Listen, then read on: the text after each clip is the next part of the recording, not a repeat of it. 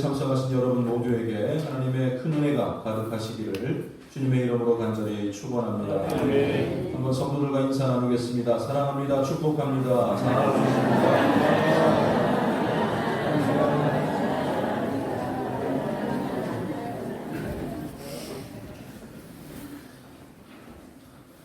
9월 들어서 첫째 주부터 오늘까지 주일 오전 예배 시간 우리가 할애하여서 히브리서 말씀을 함께 보고 있습니다. 많은 내용들이 있지만 오늘은 이제 그 네 번째이자 마지막 시간이기도 합니다.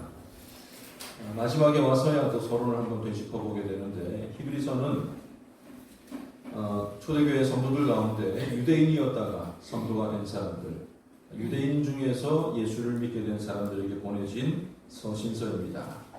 보통 서신이면 편지잖아요. 편지면 발송인이 분명한데 이 히브리서만은 조금 독특하고 그 저자가 조금 불분명한 면이 있습니다.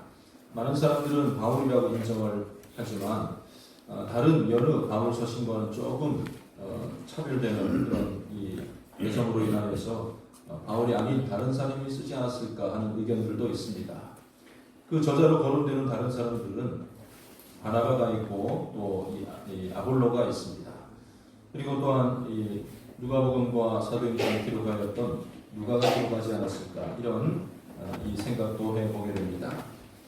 여하튼 히브리서는 유대인 성도들을 대상으로 한다고 했는데, 사실 유대인들이라고 하면 예수를 믿기 전에도 예수님께 한참 가까이 와 있던 사람들 아니겠습니까?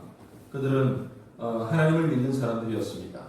그리고 구약 성경에 기록되어져 있는 모든 율법과 제도들을 잘 지켜왔던 사람들이고, 구약이 말하고 있는 메시아를 기다렸던 사람들입니다. 이제 예수님께서 오셨고 주님께서 말씀해 주신 대로 새로운 방식으로 신앙생활을 해나가야 했던 것입니다. 그들은 성령이 임하도록 간절히 기도해야 했으며, 또 모일 때마다 기쁨과 감사의 떡을 가지고 성도들과 교제하며 나누어야 했습니다.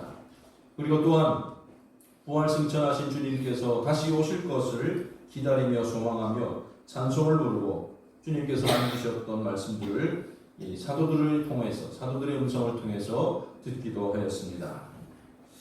그런데 어느 정도 시간이 지나고 나자 이 예전에 했던 종교적인 행위들이 자꾸만 이 사람들의 마음 가운데 떠오르게 되었던 것입니다.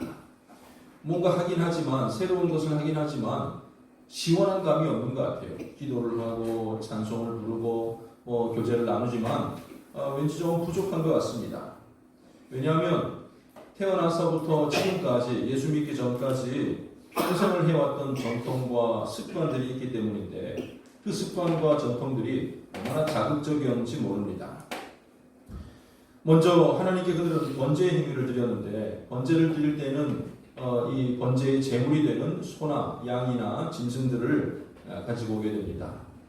레위인들이 혹은 제사장들이 각을 뜨고 번제의 제물을 준비하는 경우도 있지만, 보통 속죄에는 제사장은 안수만 하고 나머지는 모든 일들을 직접 처리하기도 하였던 것이죠. 그 짐승을 잡고 각을 뜨고 내장을 처리하고 또 피가 흥건한 어떤 그런 장면들을 연상해 볼 수가 있습니다. 우리나라 법에 이제는 아무 데서나 도살할 수가 없지만은, 과거의 잔치나 마을에 무슨 행사가 있을 때는 마을 어떤 모처에서 또 이렇게 짐승을 도살하는 모습들을 본 적이 있습니다. 좀 잔치를 위한 일이지만 좀 끔찍하고 잔혹스럽기도 하죠. 군대 생활할 때 추석 선물이라고 돼지고기를 보내준다고 해가지고 기다렸더니 돼지가 오는데, 살아있는 돼지가. 마치로 그 짐 옮기러 나가다가 하필이면 너 찍힌 게 저였어요. 저하고 제 동기 하나 돼지 잡아오라면서. 근데 같은 동기는 때마침 그 원양어선을 탄 녀석이라 잡을 줄 알더라. 그럼 너 잡으고 하는 말이, 도망간 꽉 붙들고 있으라고. 발은 묶어놨지만 어쨌든 꽉 붙잡고 있으라고 그래가지고, 그 일을 생각하면 이 마음이 도망가면 안 된다 싶어가지고 진땀을 흘리면서 붙잡고 있었던 일을 생각하면 아직도 생생하게 떠오르는 그런 추억입니다.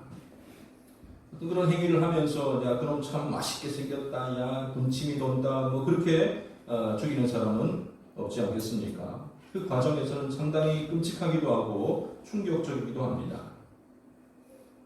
우리나라의 방역을 철저히 한다고 했지만 결국 아프리카 돼지 열병이 발생하였고, 그것도 우리가 거주하고 있는 이 파주에서 제일 먼저 생겼다는 것에 대해서 많은 아쉬움이 듭니다.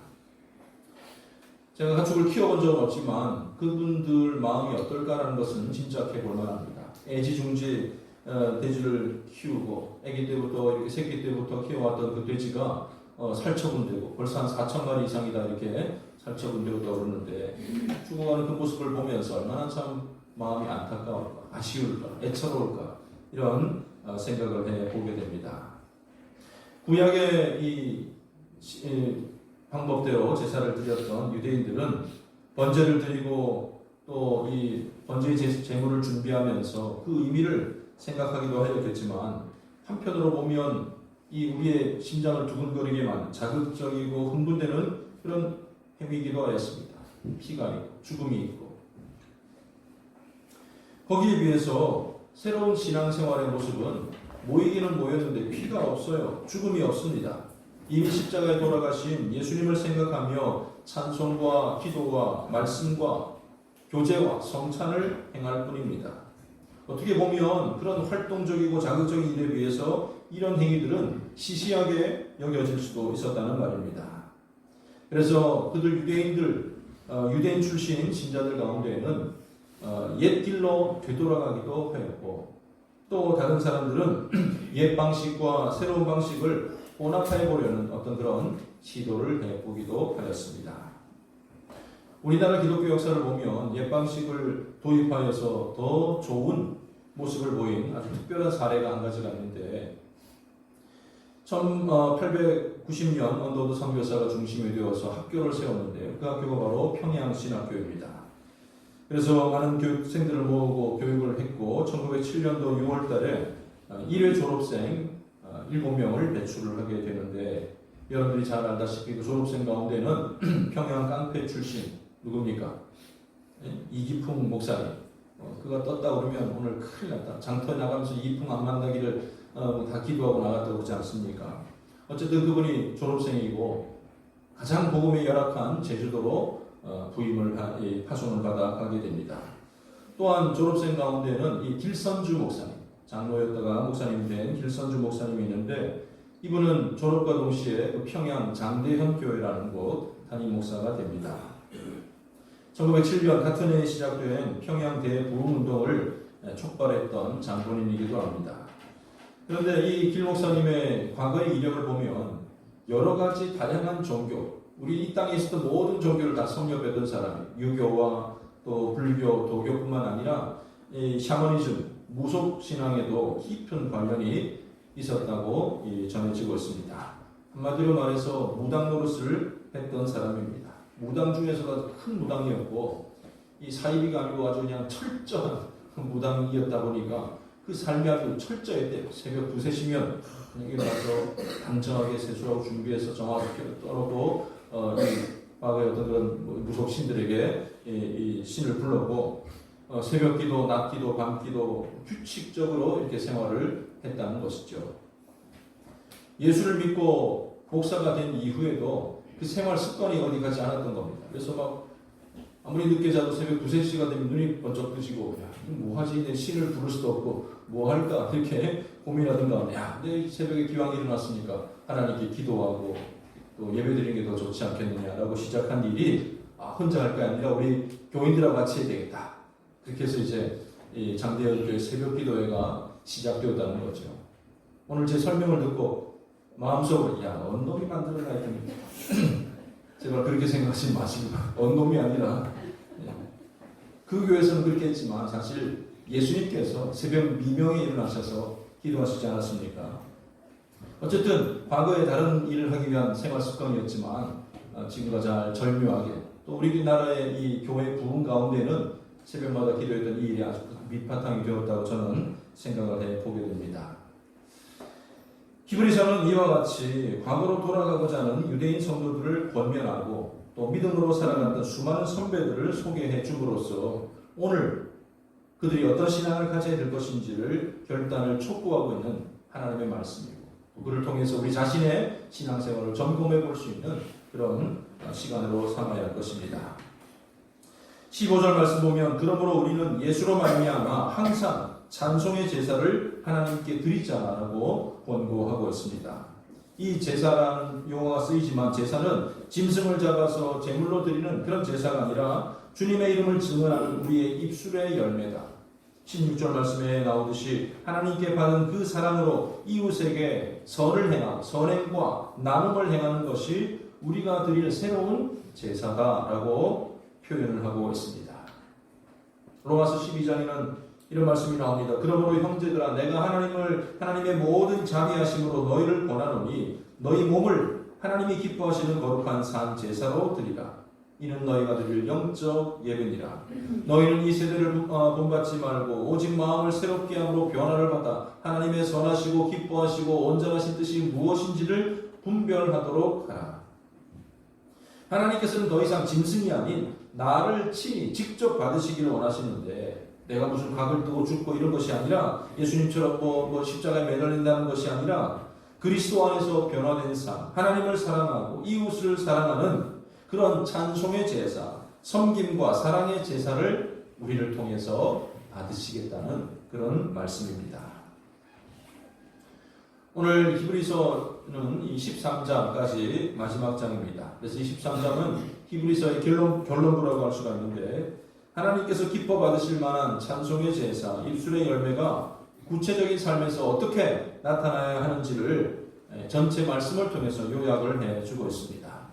1절부터 9절까지 내용이 먼저 그 실천사항이라고 볼 수가 있는데 여기는 사회적인 관계 속에서 혹은 개인적인 관계 속에서 혹은 신앙적인 측면에서 새로운 삶의 지침들을 요약해서 우리에게 교훈해 주고 있습니다.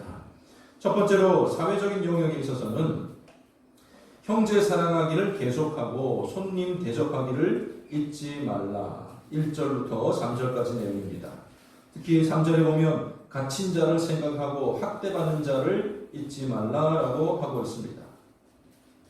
이웃 사랑의 모습이 결국 하나님께서 기뻐 받으시는 찬송의 열매, 우리가 드리는 제사라는 그런 뜻입니다. 그렇다면 우리가 이 일을 잘 감당해야 될 것인데 내가 사랑해야 될 내 형제는 누구입니까? 누구를 사랑해야 됩니까? 범위를 넓혀서도 말씀드릴 수가 있겠지만 가장 1차적으로는 함께 신앙생활을 해 나가고 있는 저와 여러분들, 우리 성도들이 나의 형제인 줄로 믿으시기를 바랍니다. 여러분 우리가 육신의 형제 자매들을 택할 수가 없잖아요. 눈 떠보니까 내가 둘째네, 알고 보니까 내가 누나가 있고 동생이 있고 이렇게 돼버렸네 라고 나중에서야 인지하듯이 주의 이름으로 모인 교인들 간 우리가 사람을 가려가면서 사랑해서는 안 되고 우리 모두가 다 한 형제고 자매라는 사실을 인정하고 살아가시기를 바랍니다. 근데 참 달라요. 많은 사람들이 모이다 보니까 제각각 생각도 다르고 생김새도 다르고 취향도 다르고 다른 것이 참 많이 있습니다. 근데 우리가 구별할 수가 없는 거예요. 물론 특수한 교회들이 있어요. 군대 가면 군인들을 위한 그런 군 장병을 위한 교회가 있고 어떤 특별한 직장인 내에 어떤 그런 교회들도 있을 수 있겠지만 보편적인 모든 교회들은 다양한 사람들이 함께하고 있다는 것입니다. 어떻게 나와 의견이 같은 사람만 있을 수가 있겠습니까? 서로의 다름을 인정해주는 가운데 주 예수 그리스도로 인해서 구속함을 받은 우리들이라는 그런 의식을 항상 가지고 있어야 할 것입니다. 그래야 진정한 사랑에 이룰 수가 있는 것이죠. 이거 저 못나니, 저 말도 안 듣고 말도 안 통하고 부족해 보이는 그 형제, 그 사람을 우리 주님께서 그를 사랑해 주시고 주님께서 그를 구원해 주셨다는 말씀입니다. 그런데 내가 멸시할 수 있습니까? 그를 사랑하고 그와 함께 해야 되는 것이죠. 예수님께서 친히 말씀하십니다. 마태복음 5장 23절, 24절 말씀 보면 그러므로 예물을 드리려고 제단에 드리다가 거기서 내 형제에게 원망 들을 만한 일이 있는 줄 생각나거든 예물을 제단 앞에 두고 먼저 가서 형제와 화목하고 그 후에 와서 예물을 드리라. 나는 개인적으로 하나님께 예물 드리고 제사 예배를 드리고 이것에 앞서서 성도들 간에 화목하는 모습을 하나님께서는 기뻐하신다는 사실입니다. 두 번째는 손님 대접하기를 잊지 말라고 하고 있습니다. 범위가 좀 더 넓혀진 겁니다. 많은 사람, 교인들뿐만 아니라 내 이웃들, 내가 알고 있는 많은 사람들이 손님일 수가 있습니다. 그런데 여기 대접이라고 말하고 있는데 대접은 잔치나 연회와는 조금 다른 개념입니다. 파티라든지 잔치라든지 이런 것들은 내 입장에서, 주인의 입장에서 배설하는 것이 바로 그런 겁니다. 내가 생일을 맞이했든지 칠순, 팔순 혹은 뭐 이런 기념일을 맞이해서 초대를 하죠. 그리고 그 자리의 주인공은 바로 주인입니다. 그러나 이 대접이라는 것은 상대방, 손님에게 초점을 맞춘 겁니다.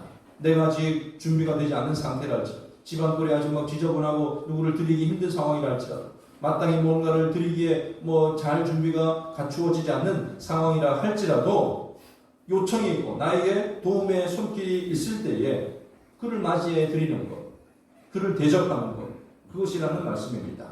불쑥 나에게 요청이 왔을 때에 우리는 언제라도 그들을 대접할 수 있어야 할 것입니다. 주님 재림하실 때에, 이 땅을 심판하실 때에 있어질 일들을 마태복음 25장에 기록해 주고 계시는데, 거기 보면 예수님께서 말씀하십니다. 왕이 말씀하십니다. 내가 줄일 때 너희가 먹을 것을 주었고, 목마를 때에 마시게 하였고, 나그네 되었을 때에 영접하였고, 벗었을 때에 옷을 입혔고, 병들었을 때에 돌아보았고, 옥에 갇혔을 때에 와서 보았느니라. 의인들이 가만히 듣고 있다 보니까, 제가 그랬습니까? 그냥 모른 척 지나갈 수도 있겠는데, 이 의인들은 양심에 찔려서 내가 그렇게 한 적이 없는데, 주님께 그렇게 대접을 한 적이 없는데 무슨 말씀이냐? 왕이시여, 제가 언제 당신을 대접하였고 옷을 입혔고 돌아보았고 이렇게 잘 섬겼나이까? 이렇게 대답을 하였을 때에, 정직하게 대답을 했을 때에 임금이 대답하여 가라사대 내가 진실로 너희에게 이르노니 너희가 여기 내 형제 중에 지극히 작은 자 하나에게 한 것이 곧 내게 행한 것이라. 여러분, 예수님을 잘 섬기길 원하십니까? 하나님을 잘 대접하고 싶은 마음은 있습니까? 그런 것들이 있다면 우리 주변의 형제 자매들을, 나에게 도움의 손길을 요청하는 그들의 손을 외면하지 마시기를 바랍니다. 13장 2절 말씀 보면 이로써 부지 중에 천사들을 대접한 이들이 있었느니라. 구약의 사건들을 보면 이 소돔과 고모라를 방문했던 천사들, 사람들인 줄 알고 대접했지만 롯은 그 천사들을 대접한 일이었고, 아브라함의 집을 방문하였던 천사들을 대접했던 그 아브라함의 섬김도 보게 됩니다. 우리가 행한 그 모든 일들을 주님께서 알고 계시고 하나님께서 받아주신다는 사실입니다. 이어서 갇힌 자, 학대받는 자를 생각하라고 하였습니다. 바울이 옥에 갇혔을 때에 많은 성도들이 그를 도왔던 것처럼 어려움을 당하고 괴로움을 당하고 있는 지체들을 우리는 돌봐야 할 것입니다.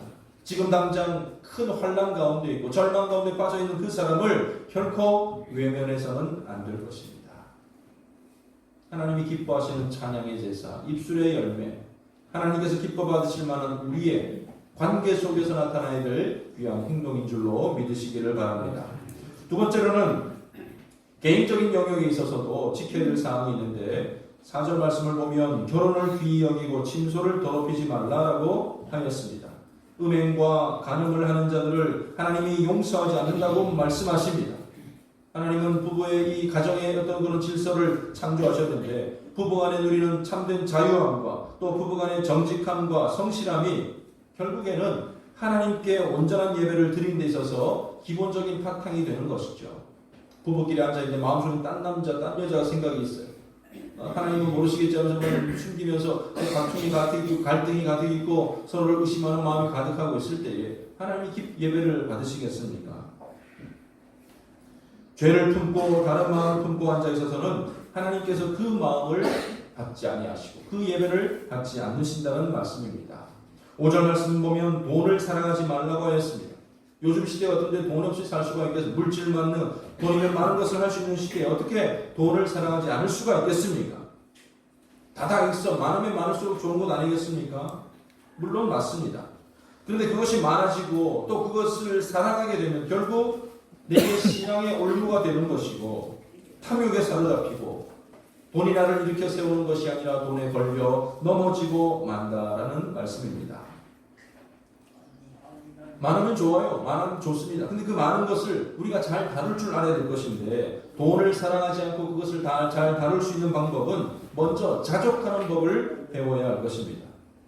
빌립보서 4장 11절 말씀 보면 바울 사도가 말하기를 내가 궁핍함으로 말하는 것이 아니라 어떤 형편에든지 내가 자족하기를 배웠다.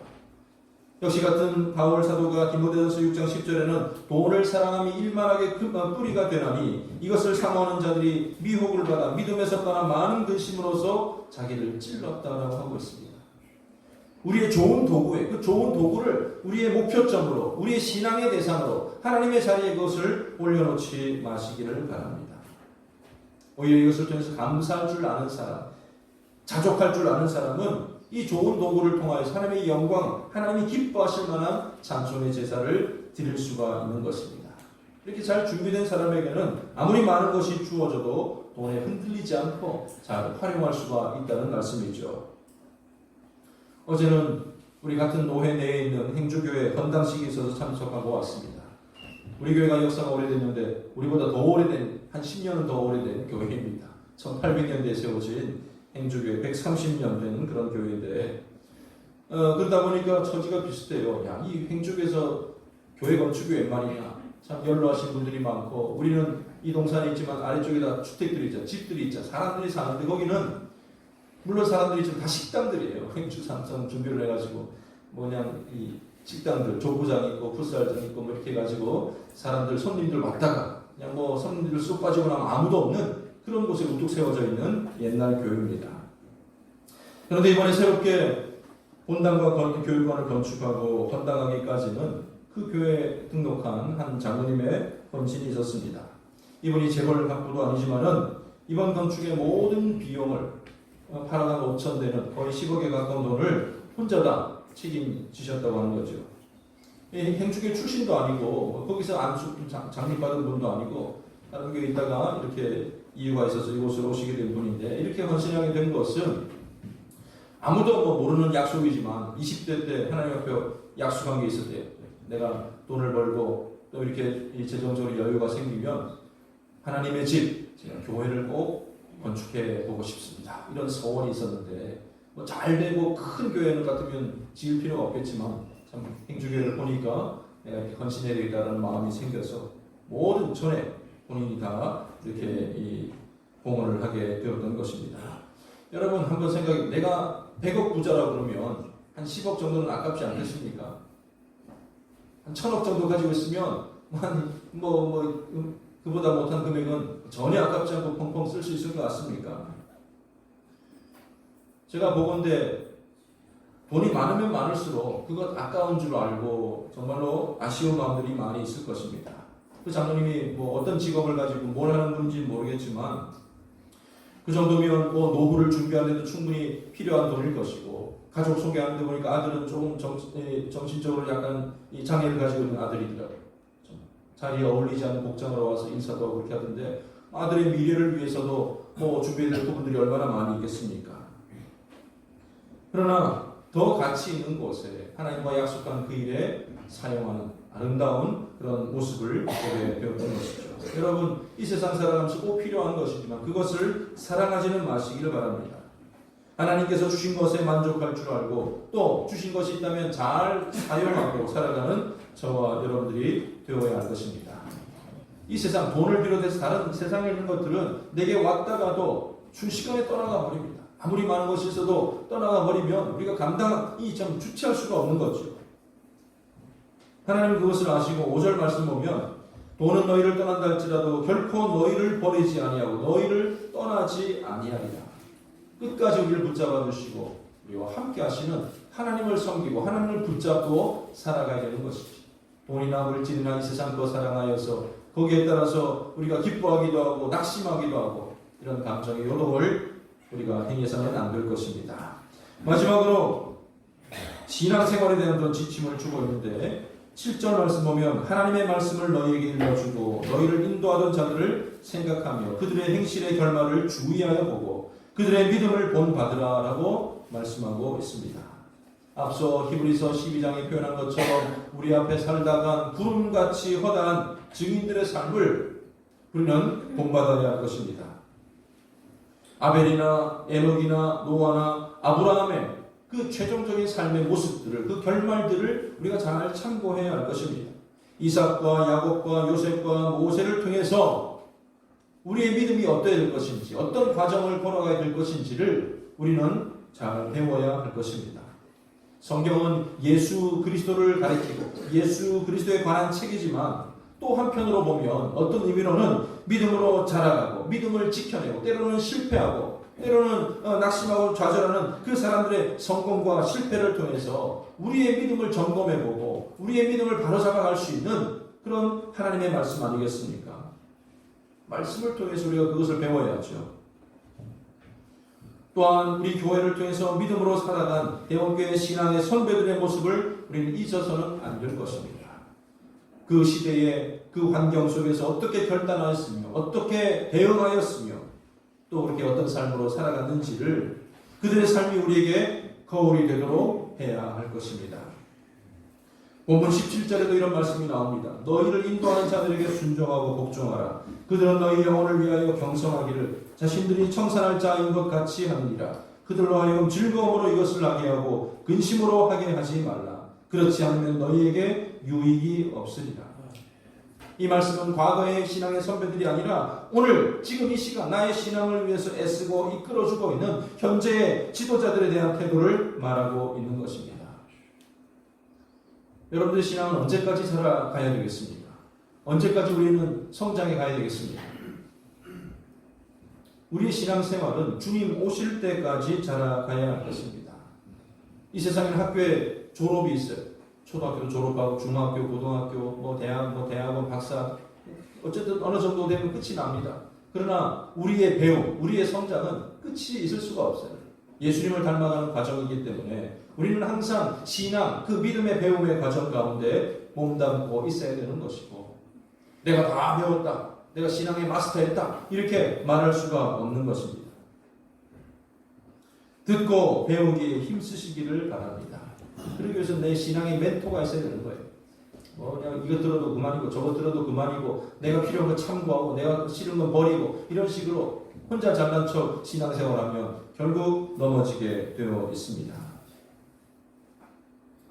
적어도 한국에서 목회하는 여러 목회자들 그들이 양심적이라면 정말로 하나님의 뜻대로 서 있는 목회자들이라면 성도들이 아이고 내 설교 듣든지 말든지 신앙의 지도를 받든지 말든지 그렇게 무관심한 사람은 없을 것입니다.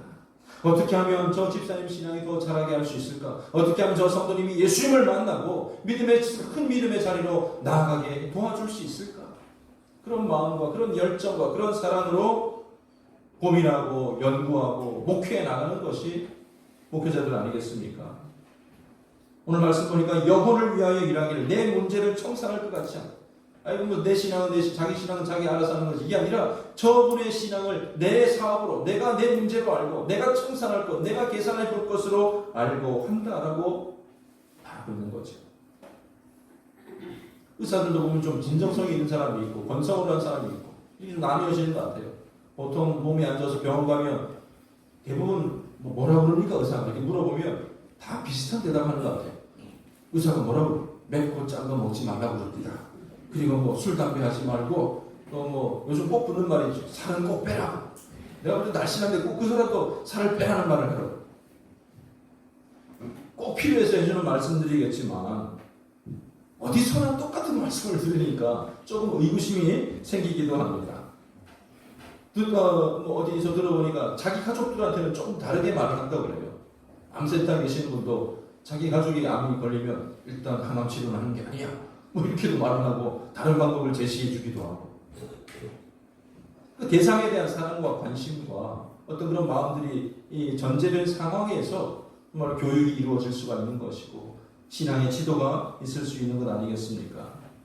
여러분들의 영혼에 대한 관심과 사랑에서 우러나오는 조언의 말씀 귀를 기울이고 마음을 여시기를 바랍니다.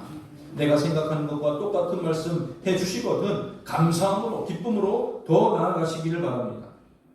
때로는 내가 생각하던 것과 다른 말씀, 정말로 내가 다른 그런 말씀이 임하시거든 거기에 대해서 분노하거나 괴로워할 것이 아니라 하나님의 뜻이 무엇일까? 이 지점에서 하나님께서 나의 어떤 태도를 원하고 계실까? 거기에 대해서 돌이켜 발걸음을 옮길 수 있는 그런 결단이 있어야 할 것입니다. 끝까지 반대하고 목사님 생각은 그렇지만 성경에는 그렇게 말하지만 그렇게 말을 하면서 잘난 척 따라가지 않으면 오늘 말씀처럼 그들에게 아무런 유익이 없을 것이다. 구약에 보면 아주 교만했던 사람이 있어요. 사울 왕이라는 사람인데 블레셋과의 전쟁을 앞에 두고 이 사무엘이 오기로 하였습니다. 그런데 약속한 7일이 되어도 사무엘은 오지 않습니다. 블레셋 사람들은 막 이렇게 덤벼들 듯하고 자기 군사들은 이 사기가 다 떨어져서 뿔뿔이 흩어지고 뭐 이런 상황이 되었습니다. 그러자 사울이 나섭니다. 그까짓 거 하나님께 제사 드리고 예배 드리는 거 내가 수도 없이 봤는데 나도 할 수 있다. 가져와. 이렇게 해가지고 대충 이렇게 하나님 앞에 다 이렇게 제사를 하는 것을 보게 되죠. 사무엘이 도착하였을 때 그는 변명합니다. 내가 부득이하여 피치 못하여서 하였나이다. 제사장이 해야 될 일이 알면서도 내가 부득이하여 이 일을 행하였나이다. 거기에 대해서 아니 뭐 그냥 사울이 가서 범죄한 것도 아니고 가늠한 것도 아니고 뭐 음란한 일을 한 것도 아닌데 예배 드렸잖아요. 예배 드렸잖아요. 그런데도 하나님의 처분은 너무나도 단호한 것이었습니다. 왕이 망령되이 행하였도다. 이 일로 인하여서 다른 왕이 세워지게 될 것을 그는 듣게 되는 것입니다. 여러분들 신앙의 멘토들이 항상 있기를 바랍니다. 또 그 일들을 목회자들도 뭐 주일학교에 있는 모든 담당하는 분들도 마찬가지겠지만 잘 그것을 염두에 두고 행할 수 있기를 바랍니다. 그냥 뭐 건성으로 듣든지 말든지가 아니기 때문에 한국교회 특별히 목회자들은 신방을 하고 전화도 하고 여러분들 관심을 가지고 기도하고 다가가고 있지 않습니까? 여러분들도 멀찌감치 서가지고 무슨 학원 강의 듣듯이 요건 내가 필요한 거 접수, 필요 없는 거 버리고 이런 것이 아니라 어떤 그런 인격적인 관계들을 통하여서 성경 말씀을 함께 알아가고 함께 자라갈 수 있는 그런 열정과 그런 마음들을 소유해야 되지 않겠습니까?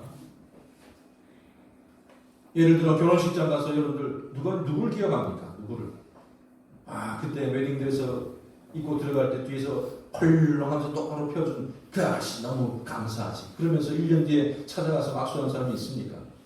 옆에서 빵빠레 불러주고 막 그냥 이렇게 폭죽 터뜨리는 사람을 찾아간 사람이 있어요? 아니잖아요. 말씀으로 권면하고 정말로 그 가정에 위해서 축복하여 말씀으로 축복해 줄 그 주례자를 찾아가서 내가 이렇게 살고 있습니다. 마찬가지로 그들의 가정을 위해서 축복하고 말씀으로 위로해 주는 그런 관계들을 통해서 그냥 돌잔치 했는데 그때 여러분들 진행 잘해주고 웃겨주고 그냥 돌잡이 잘 진행해준 사회자 1년 뒤에 찾아가서 행사 진행해준 분이 다 인사한 사람이 있어요? 없어요? 없잖아요.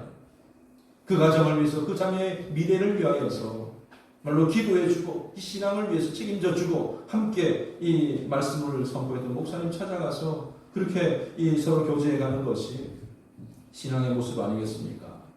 미국 라스베가스 가면 자그마한 교회들이 참 많이 있습니다. 자그마한 교회들.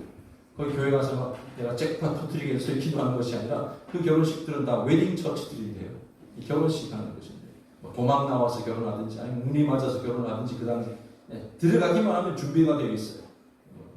실제로 목사님도 있고 아니면 이 배우, 액터들이 있겠지만은 가서 그냥 결혼식 흉내를 내고 이렇게 하고 헤어지고 마는 거예요. 인격적인 관계들이 없는 거예요. 아무것도 없는 거지. 우리가 한 교회에서 몸담고 한 교회에서 신앙생활이 자라가게 되는 그런 좋은 방편은 여러분들 인도하는 자에게 순종하고 복종하는 그런 마음들, 기본적인 마음이 깔려 있을 때에 말씀이 들어오게 되는 것이고 내 삶이 변화되어질 수가 있는 것이고 내가 더욱더 새로워지고 자라갈 수가 있게 되는 것입니다. 사랑하는 성도 여러분, 우리 앞에는 믿음으로 살아간 구름같이 커다란 증인들이 있습니다. 반면에 예수는 믿지만은 옛 삶을 그리워하고 죄악된 삶을 전전하다가 형편없는 삶을 살아가는 사람들도 많이 있습니다. 영원토록 저 천국에서 하나님을 찬양하고 또 살아갈 우리들이지만은 이 세상에서도 천국에 합당한 모습으로 바뀌어져가는, 변화되어가는 저와 여러분들의 모습이 되어야 될 줄로 분명히 믿습니다. 찬송의 제사를 날마다 드리시기를 바랍니다. 선행과 섬김으로 살아가시기를 바랍니다. 교회 권위 아래 주어진 질서를 잘 지키고 배우고 따르고 순종하기를 잊지 마시기를 바랍니다. 마침내 하나님 나라에 도착하는 그날 귀한 삶의 열매로 하나님께 드려질 수 있는 우리 모든 성도님들의 삶이 되시기를 주님의 이름으로 간절히 축원합니다. 기도하겠습니다. 하나님 아버지 은혜를 감사드립니다. 귀한 교회 교회를 통해서의 신앙생활을 감당하고 예수 그리스도를 아는 믿음의 자리로 우리를 이끌어 주심을 감사드립니다. 아버지 하나님, 이제는 옛적의 삶, 우리 자신의 삶이 아니라 하나님이 기뻐하시는 찬양의 열매를 하나님께 드리게 하여 주시옵소서. 입술의 열매를 맺게 하여 주시옵소서. 선을 행하고 서로 나누어 주기를 기뻐할 수 있는 믿음의 사람 되어서 하나님을 기쁘시게 하는 삶의 제사를 날마다 드리며 감사드리며 예수님의 이름으로 기도드립니다. 아멘.